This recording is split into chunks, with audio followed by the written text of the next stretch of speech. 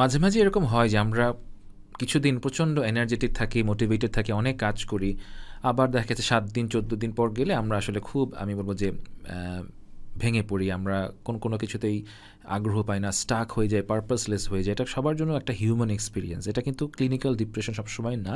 But হ্যাঁ, এটা যদি আমাদের অবশ্যই ১ মাসের বেশি বা ২ মাসের বেশি হয়, সেক্ষেত্রে আমাদের ডক্টর দেখে মানে চিকিৎসাটা করতে হবে। But normally it's a human experience.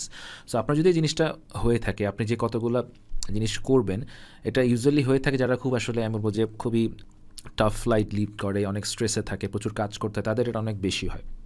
তো সেক্ষেত্রে আমি কতগুলো পরামর্শ আপনাদেরকে দিব। নাম্বার 1 পরামর্শ হচ্ছে আপনি একটু ব্রেক নেন।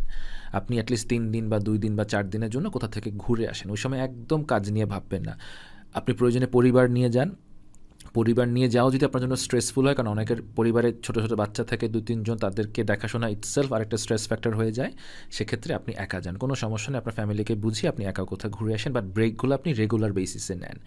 সেকেন্ড যে জিনিসটা আপনি করবেন, যদি আপনি এরকম মাঝে মাঝে খুব মেন্টাল রাটে ভুগেন, এক ধরনের থমকে যাওয়া আর কি, স্টাক ফিল করা, আপনি আপনার ফিজিক্যাল হেলথের খুব যত্ন নেবেন। অ্যাটলিস্ট প্রতিদিন ১০-১৫ মিনিট একটু ব্যায়াম করবেন, অ্যাটলিস্ট। এটা সায়েন্টিফিক হচ্ছে আমি বলবো যে সপ্তাহে 150 মিনিটস করা। বাট যদি আমরা প্রতিদিন ১০-১৫ মিনিটও করি, ইনফ্যাক্ট 5 মিনিটসে যদি ব্যায়াম করি, নিউরো সায়েন্টিস্টরা বলে এতে করে অ্যাংজাইটি কমে আসে। থার্ড যে জিনিসটা আমরা করবো, আমাদের গাটের যত্ন নেব। আমরা কী খাচ্ছি এটা আমরা খেয়াল রাখবো, কারণ আমাদের গাটে সেরোটোনিন প্রোডাকশন 90% হয়, এবং এই জন্যই গাটকে বলা হয় সেকেন্ড ব্রেইন। কারণ আমরা কি খাচ্ছি এটার সাথে আমাদের মন এবং ব্রেইনের একটা ওতপ্রোত সম্পর্ক রয়েছে। তারপর যেটা, সেটা হচ্ছে কি স্লিপ। আমি অ্যাটলিস্ট ৭ থেকে ৯ ঘন্টা ঘুমাবো। কারো ৭ ঘন্টায় হয়, কারো ৯ ঘন্টা হয়। এটা এক একজনের এক এক রকম। যেটা আপনাকে আসলে সকালবেলা ফ্রেশ করে সেটা আপনি করেন। এটা খুবই খুবই ইম্পর্টেন্ট। যাদের রেগুলার ঘুম হয় না ঠিকমতো, তারা কিন্তু প্রচণ্ড রকম এরকম মেন্টাল রাতে ভুগে থাকেন, ডিমোটিভেটেড ফিল করেন। নেক্সট, আমরা একই রুটিনে বারবার চলবো না। আমরা যদি কেউ হয়তো স্পোর্টস করি, আমরা হয়তো আপনি ফুটবল খেলে, আপনি মাঝে মাঝে একটু ক্রিকেট খেলেন, একটু ব্যাডমিন্টন খেললেন, আপনি যে কোনো আপনি হয়তো রেগুলার হয়তো কোনো ইন্ডিয়ান ফিল্ম দেখেন, আপনি একটু হলিউডের ফিল্ম দেখলেন। চেঞ্জ করা, রাইট? আপনি হয়তো একই পার্কে মর্নিং ওয়াকে যাচ্ছেন, আপনি একটু চেঞ্জ করলেন, আপনি অন্য একটা পার্কে গেলেন।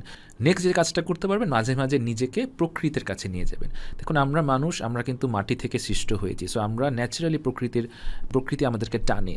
সো সমুদ্র হোক, সেটা পাহাড় হোক, সেটা গাছপালা হোক, যেখানে নদী হোক, পুকুর হোক, আপনি মাঝে মাঝে একটু প্রকৃতির কাছে যাবেন। আর লাস্ট, আপনার লাইফের জন্য কিছু গোল থাকে। আমি যেন জানি যে আমি 10 বছর, 20 বছর বা 30 বছর পর এই কাজগুলো করতে চাই, এবং সেই গোল পূরণের লক্ষ্যে আমি কিছু স্মল চেঞ্জেস আমার লাইফে আনার চেষ্টা করব। Start with very simple things.